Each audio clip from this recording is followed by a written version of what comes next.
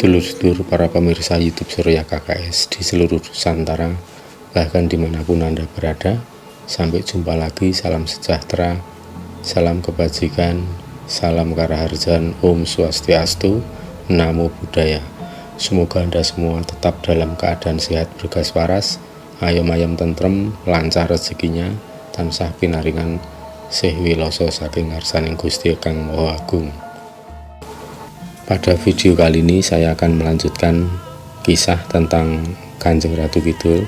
Akan tetapi pada malam hari ini saya akan melanjutkan video sebelumnya, di mana video sebelumnya jalan cerita sudah sampai ke pertemuan antara Kanjeng Ratu Kidul dengan Kanjeng Panembahan Senopati, tepatnya di Batu Cinta atau Love Stone, yaitu sekarang dikenal sebagai Cepuri ya. Cepuri ini sekarang termasuk situs budaya, situs spiritual yang dilindungi Balai Pelestari dan Cagar Budaya atau BPCB DIY dan di bawah pengelolaan keraton, di bawah otoritas keraton. Oleh karena itu di sana juga ada abdi dalam sebagai penjaga yang sekaligus melayani para tamu-tamu dan semua orang yang ingin menjalankan ritual atau wisata budaya dan spiritual di sana. Kemudian di sini saya akan memberikan gambaran lebih detail bagaimana jalan cerita beliau, karena ini saya sempat mendengarkan langsung dari beliau-beliau yang bersangkutan, walaupun tidak detail dan tidak menyeluruh, akan tetapi saya percaya dari apa yang saya dengar itu merupakan suatu kenyataan yang terjadi di masa lalu atau sebagai sejarah. Namun bedanya di sini sejarah itu tidak tercatat secara detail karena memang menyangkut entitas gaib. Sekaligus di sini saya akan meluruskan beberapa distorsi ya dalam video-video atau dalam cerita-cerita yang dibuat oleh orang-orang. Itu saya melihat banyak kejanggalan dan banyak kekeliruan, makanya di sini saya berani untuk memberikan koreksi karena saya merasa menyaksikan dan mendengarkan langsung dari beliau Kanjeng Ratu Kidul dan Kanjeng Panembahan Senopati. Terutama di sini saya akan menjelaskan bahwa adanya kesan yang diceritakan oleh dongeng atau oleh cerita-cerita yang tidak karuan yang ada di video juga di YouTube ya. Banyak cerita yang di situ mengesankan bahwa Kanjeng Ratu Kidul itu tunduk dan takut kepada Kanjeng Panembahan Senopati yang dulunya itu jahat, kemudian begitu bertemu dengan Kanjeng Panembahan Senopati kemudian diarahkan, dinasihati, kemudian menjalin asmara, dan Kanjeng Ratu Kidul diarahkan menjadi baik. Nah itu sebenarnya sangat keliru ya, sangat keliru itu sedulur-sedulur, karena beliau Kanjeng Ratu Kidul itu awalnya juga bukan penjahat dan bukan berwatak jahat, justru ratu yang sangat bijaksana. Nah pada saat itu Kanjeng Ratu Kidul ceritanya mungkin bisa dikatakan terkejut begitu ada melihat bangsa manusia kok memiliki kemampuan spiritual yang teramat tinggi sehingga bisa menembus ke dimensi Kanjeng Ratu Kidul dan mampu bertapa. Jadi seorang manusia yang kuat sekali dalam melaksanakan laku prihatin, yaitu Topongeli, sehingga sampai ke Laut Selatan, dan kemudian itu yang menjadi kekaguman Kanjeng Ratu Kidul. Walaupun bangsa manusia tapi mempunyai kemampuan yang sangat tinggi, terutama dalam hal kemampuan spiritual dan mungkin juga kesaktian ya, di situ ukurannya. Pada saat Kanjeng Panembahan Senopati itu sampai di Laut Selatan, kemudian di pantai masih menjalankan laku prihatin ya, Topongeli. Pada saat itulah beliau Kanjeng Panembahan Senopati dihampiri oleh Kanjeng Ratu Kidul dan terjadilah perkenalan, saling memperkenalkan diri bahwa beliau Kanjeng Ratu Kidul sebagai penguasa atau sebagai ratu di kerajaan selatan ya, atau keraton Kidul, Dan Kanjeng Panembahan Senopati pada saat itu bertapa laku prihatin demi untuk mendirikan suatu kerajaan yang terlebih dahulu harus babat alas, yakni alas Mentauk. Babat alas itu membuka hutan yang bernama Mentauk. Kenapa harus dibabat? Ya karena memang pada saat itu daerah yang sekarang wilayah Kota Gede itu merupakan hutan belantara. Nah, kenapa hutan itu kemudian diberi nama Mentauk atau Tauk? Ternyata ini baru sekitar 2 tahun ini saya ketahui, ternyata hutan itu dulunya dikuasai atau menjadi tempat tinggalnya Nyai Tauk. Jadi ada orang yang sudah terlebih dahulu tinggal di hutan itu namanya Nyai Tauk. Kemudian disebutlah hutan itu hutan milik Nyai Tauk dan kemudian menjadi alas Mentauk. Nah, disitulah asal usul nama alas Mentauk. Kalau panjenengan sedulur-sedulur yang tinggal di Blitar, jika ingin untuk berkomunikasi, berinteraksi dengan Nyai Tauk, silahkan anjang sana silaturahmi dengan anak saya yang ada di Blitar. Link YouTube-nya nanti saya taruh di bawah ini, monggo silahkan. Kemudian kita melanjutkan lagi kisah pertemuan itu antara Kanjeng Panembahan Senopati dengan Kanjeng Ratu Kidul, bahwa di situ digambarkan dalam Serat Widatama yang diciptakan oleh Hyang Gusti Mangkunegoro yang keempat dalam Pupuh Sinom Podo ke-18 atau bait ke-18. Esensi dari tembang itu menggambarkan bahwa Kanjeng Ratu Kidul itu bukanlah entitas yang derajatnya di bawah manusia, ya. Karena di situ ditekankan bahwa Kanjeng Ratu Kidul mengagumi kemampuan spiritual Kanjeng Panembahan Senopati. Maka pada saat pertemuan pertama itu kemudian karena kagumnya, karena ada manusia yang sebegitu kuatnya melakukan tirakat, laku prihatin. Nah, disitulah kemudian mampu menimbulkan, ya kalau istilah sekarang itu simpati dari Kanjeng Ratu Kidul terhadap Kanjeng Panembahan Senopati yang waktu itu masih bernama Danang Sutawijaya atau Mas Ngabai Loring Pasar, itu julukannya karena dulunya memang rumahnya di sebelah utara pasar, ya saya kira begitu. Kemudian terjadilah dialog antara Kanjeng Ratu Kidul dengan Kanjeng Panembahan Senopati, saling tukar informasi, saling memperkenalkan diri, dan kemudian diketahuilah bahwa Kanjeng Panembahan Senopati itu pada saat itu melakukan tirakat yang berat itu karena ingin mendirikan kerajaan. Nah, untuk lebih jelasnya, sedulur-sedulur silahkan untuk menyimak tembang berikut, yaitu Pupuh Sinom bait ke-18 Serat Widatama.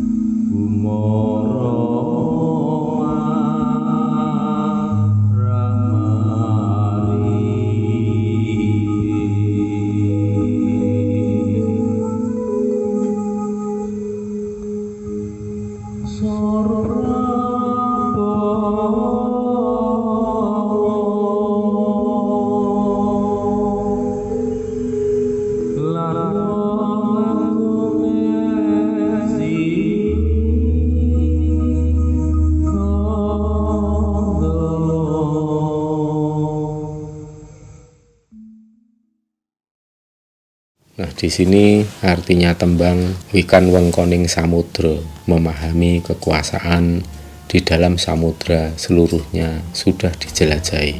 Nah, di sini ada menggambarkan bahwa Kanjeng Panembahan Senopati itu sudah bisa menembus ke dimensi Kanjeng Ratu Kidul. Dengan demikian Kanjeng Panembahan Senopati sudah mengetahui banyak rahasia yang ada, yang terjadi di alam sana.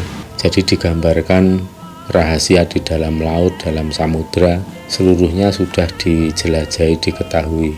Itu menggambarkan bahwa Kanjeng Panembahan Senopati memang sudah benar-benar menembus dimensi Keraton Selatan sehingga bisa bertemu dengan Kanjeng Ratu Kidul. Maka di sini saya artikan bahwa pertemuan itu sebenarnya dalam dimensi metafisik ya.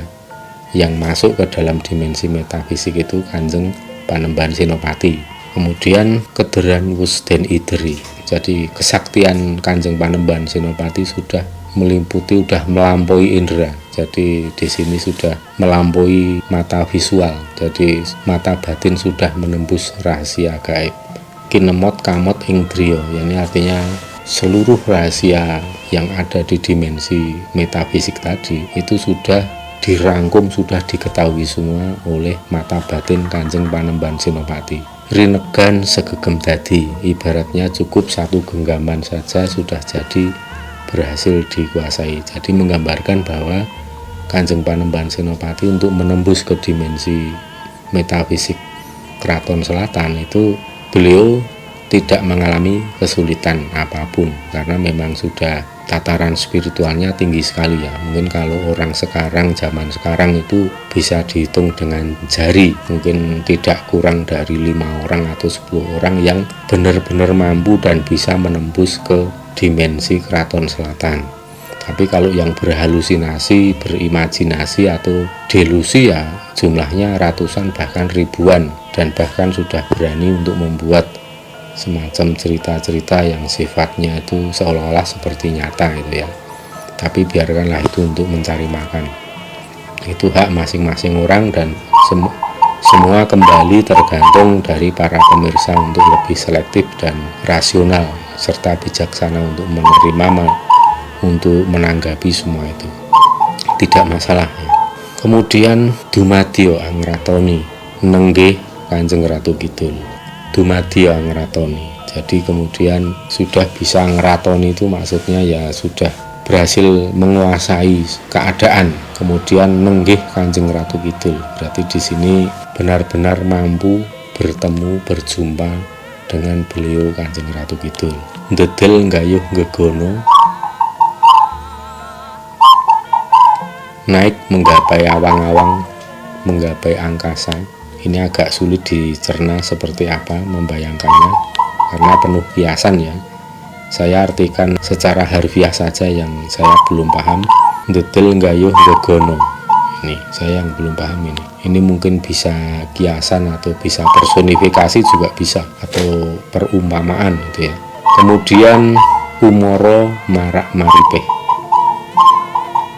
Umoro marak maripeh itu artinya Kanjeng Ratu Kidul mendatangi, menghampiri Kanjeng Panembahan Senopati dengan penuh rasa hormat karena yang dilihat adalah tingkat kawicaksanan atau tingkat tingginya spiritual Kanjeng Panembahan Senopati, sehingga bisa bertemu dengan Kanjeng Ratu Kidul. Itu kalau tidak tinggi spiritualnya tidak bisa. Soro Prabowo lan wong agung ngeksi gondo. Jadi penuh hormat beliau Kanjeng Ratu Kidul bersedia mengendapkan kewibawaannya untuk kemudian turun ya. Ini digambarkan untuk turun ke level derajat dimensi bumi. Jadi dari kasta widodari untuk turun ke, kemudian turun ke entitas manusia. Ini di sini diistilahkan sebagai Soro Prabowo. Ini juga merupakan kebesaran hati dari beliau Kanjeng Ratu Kidul sendiri. Nah, kemudian untuk lebih memahami lagi apa yang terjadi pada waktu itu, ini serat Widata Masinom dilanjutkan ke bait 19. Tembangnya seperti ini sedulur-sedulur.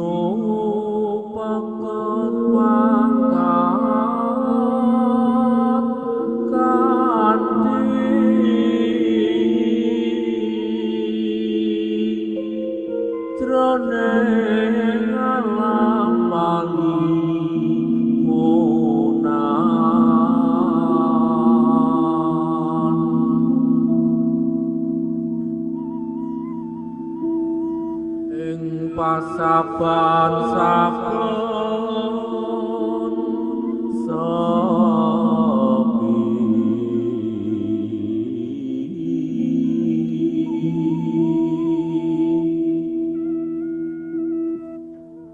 sumanggem anyanggemi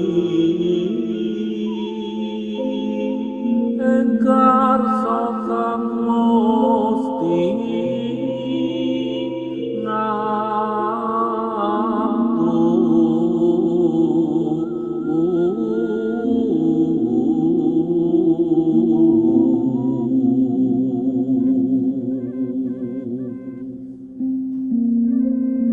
pamrihe monga minto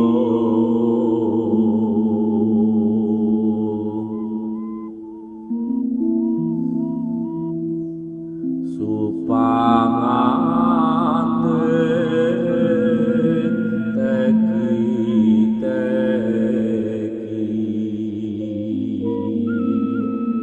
nora ketang teken janggut suku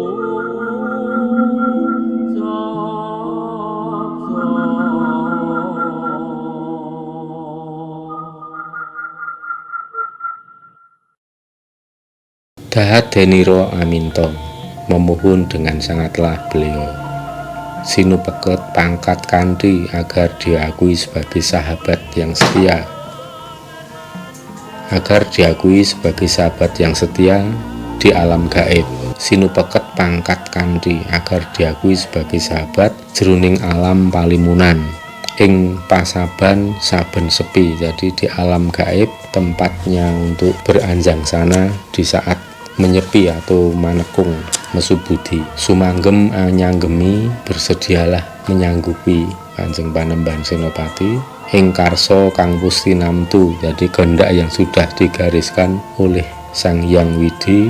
Pamrihe mung aminta supangate teki-teki, jadi harapannya untuk meminta restu dalam bertapa. Jadi ini etika yang luhur sekali, budi pekerti Kanjeng Panembahan Senopati. Walaupun beliau mencapai kesaktian yang tinggi, tingkat spiritual yang tinggi, tetapi begitu masuk ke dimensi Kanjeng Ratu Kidul, Kanjeng Panembahan Senopati tetap minta izin kepada penguasa yang ada di sana. Jadi tidak mentang-mentang ya sedulur-sedulur, tetap rendah hati.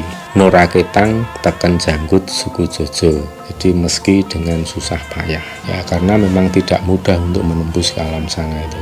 Nah di sini sudah jelas ya bahwa sebenarnya apa yang sering ditulis dalam buku-buku yang enggak karuan itu ya dongeng. Saya sebut dongeng karena banyak ngarangnya daripada fakta. Jadi bukan ilmu kasunyatan itu, mungkin hanya berdasarkan ilmu imajinasi atau imajiner saja. Kalau sampai disebutkan bahwa Kanjeng Panembahan Senopati menundukkan Kanjeng Ratu Kidul yang tadinya jahat kemudian menjadi baik, itu salah kaprah. Sekali lagi ya, itu salah kaprah, tidak benar. Terus kemudian dari pertemuan itu kemudian beliau berdua memang saling jatuh cinta, saling menjalin katresnan, tresno asih, dan itu tidak bisa dipungkiri ya. Ya lumrah lah yang namanya sama-sama orang yang berkualitas bertemu entitas yang berkualitas, sama-sama ciptaan Tuhan, itu tidak menutup kemungkinan terjadi jatuh cinta seperti itu. Namun kemudian karena Kanjeng Ratu Kidul itu mengetahui apa yang menjadi tujuan Kanjeng Panembahan Senopati melakukan menjalani laku prihatin yang sangat berat itu, karena demi bisa untuk mendirikan kerajaan. Nah, ini yang kemudian di dalam serat Jongko Joyoboyo itu disebut sebagai Majapahit zaman anyar. Itu ya era Kanjeng Panembahan Senopati ke sini ya, itu merupakan Mojopahit zaman anyar ya, itu yang tidak lain adalah Kerajaan Mataram. Kemudian dalam rangka mensupport kesuksesan Kanjeng Panembahan Senopati mendirikan Kerajaan Mataram, waktu itu belum ada nama ya tentunya, Kanjeng Ratu Kidul bersedia untuk membantu. Nah, membantu ini dalam bentuk apa saya tidak tahu pasti, yang jelas membantu secara umum kesuksesan untuk mendirikan kerajaan. Kemudian pada saat pertemuan itulah beliau berdua antara Kanjeng Panembahan Senopati dan Kanjeng Ratu Kidul. Jadi membuat suatu perjanjian yang mulia, perjanjian yang suci atau luhur yang dinamakan Perjanjian Abipraya. Tembangnya seperti ini, sedulur-sedulur.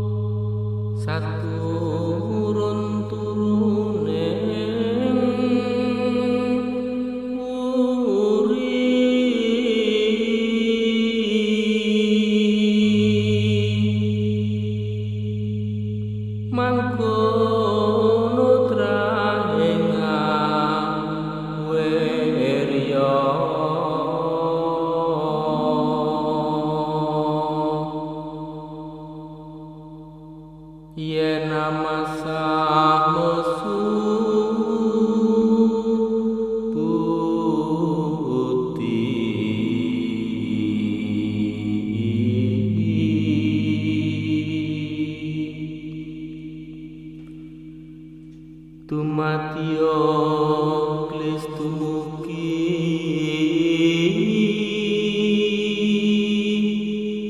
ya ing sakarsa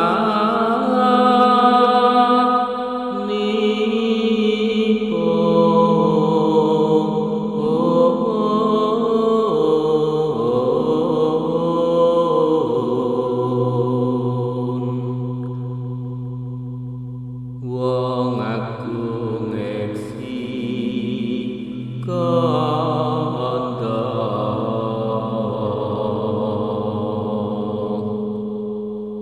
nugrahane prapten mangkin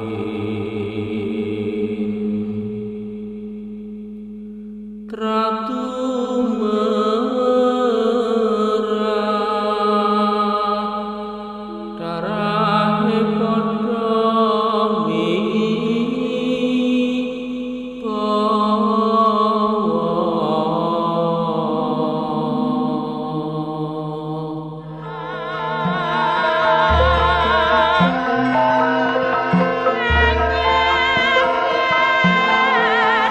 Artinya demikian, prajanjine Abipraya itu perjanjian yang sangat mulia, sak turun-turun ing wuri untuk seluruh keturunan kelak di kemudian hari, keturunan Kanjeng Panembahan Senopati ya. Mangkono traing ngawirya yen amasah mesu budi dumadya glis dumugi. Begitulah seluruh keturunan orang-orang luhur bila mau mengasah akal budi, mau mengasah spiritual, yakni spiritual Jawa atau spiritual universal, maka akan cepat berhasil ya. Ini perlu saya garis bawahi. Begitulah seluruh keturunan orang-orang luhur bila mau mengasah spiritualitas, maka akan cepat berhasil. Ya ing sakarsanipun wong agung ngeksi gondo. Apa yang diharapkan oleh orang besar Mataram, wong agung ngeksi gondo itu ya tidak lain Kanjeng Panembahan Senopati. Apa yang diharapkan oleh orang besar Mataram, anugerahnya hingga kelak dapat mengalir di seluruh darah keturunannya, dapat memiliki wibawa. Jadi nugrahane prapteng mangkin, trah tumerah darai podo wibawa. Itu yang pupuh atau bait ke-20. Nah, di sini tadi kan disebutkan bahwa seluruh keturunan orang luhur. Nah, ini yang perlu saya jelaskan ke para pemirsa ya. Jadi kalau panjenengan merasa bukan keturunan raja ya, jangan berkecil hati. Jangan berkecil hati. Karena apa? Kalau saya lihat fakta di lapangan ya, itu orang-orang yang mampu, orang-orang yang masuk dalam perjanjian ini, artinya siapa yang mengasah spiritual itu akan cepat berhasil. Itu tidak harus keturunan darah, tetapi siapapun yang memang peduli yang memang punya kasih sayang, rasa hormat kepada Kanjeng Panembahan Senopati, dan kemudian tidak hanya sebatas omongan atau lip service ya, tapi benar-benar diwujudkan, misalnya dengan cara sering marak sowan atau ziarah nyekar ya, ke makam Kanjeng Panembahan Senopati yang berada di Paseran Agung atau makam Raja-Raja Mataram di Kota Gede Yogyakarta. Itu kalau Anda itu berulang-ulang marak sowan ke sana, kemudian konsisten, tidak bosenan, tidak hanya pada saat kepepet atau ada kesulitan baru datang ke sana, Anda membuktikan bahwa Anda setia tuhu, sayang, hormat kepada beliau, pada leluhur. Nah, itu akan menjadi termasuk keturunan orang luhur, yaitu luhur budi pekertinya. Jadi jangan dipandang di sini luhur gen atau darahnya ya, tapi lihatlah keluhuran itu budi pekertinya atau spiritualnya.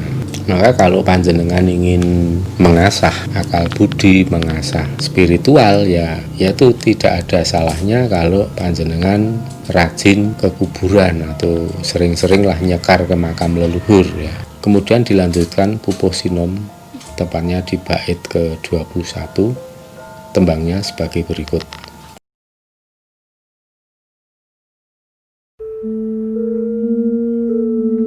Ambawan di tanah Jawa, kang padha jumeneng aji,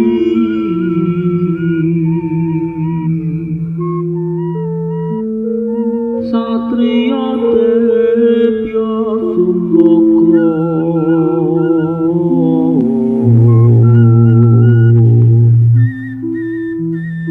tan liandrahing Senopati.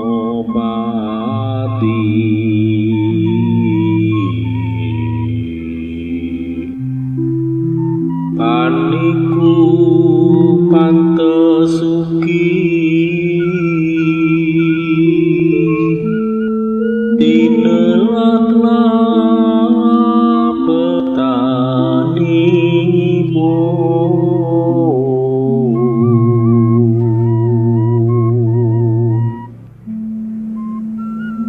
ing sakuwasanira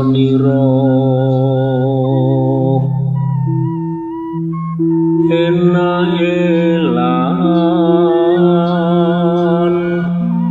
jaman mangkin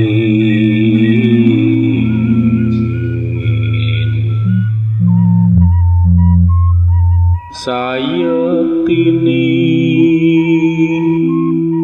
tan bisa ngepleki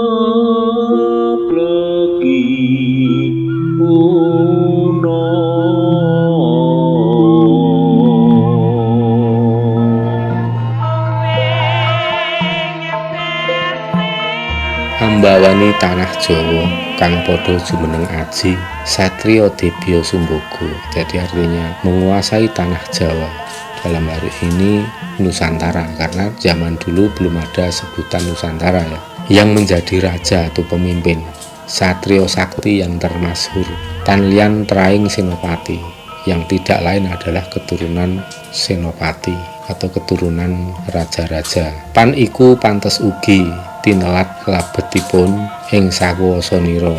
Nah, hal itu pantas pula ya sebagai teladan budi pekertinya.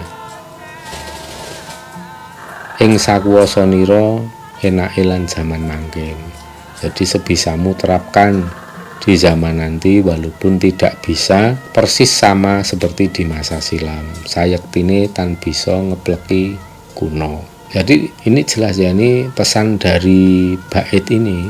Nanti kelak yang akan menjadi pemimpin di Nusantara ini untuk orang-orang yang termasuk satriya debya sumbaga, satriya sekti yang termasyhur ya. Dari di sini untuk menggambarkan orang-orang yang mempunyai kesadaran spiritual yang tinggi. Namun pada kenyataannya ya kita tidak bisa melihat semua presiden, semua pemimpin yang selama ini ada di Indonesia itu semuanya punya spiritualitas tinggi. Hanya presiden-presiden tertentu saja. Nah, itu artinya apa? Kalau orang pemimpin atau presiden yang masuk kategori Satrio Debyo Sumbogo itu artinya pemimpin atau presiden itu direstui oleh leluhur. Nah, sebagai tanda bahwa pemimpin atau presiden itu direstui oleh leluhur, itu ada tandanya bahwa presiden itu akan mendapatkan wahyu keprabon. Tapi pada kenyataannya pula tidak semua presiden mendapatkan wahyu keprabon.